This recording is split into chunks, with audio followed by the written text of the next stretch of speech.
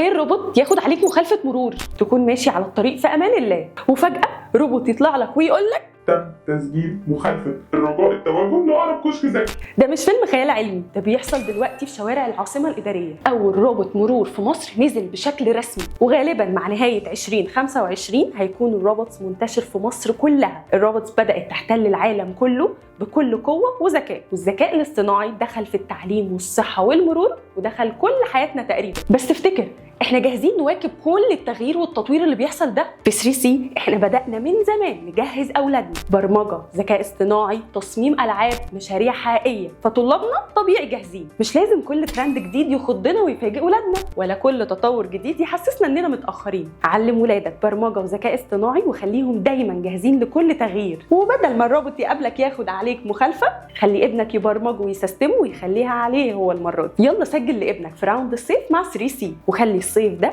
بداية حقيقية لمستقبل كله تغيير.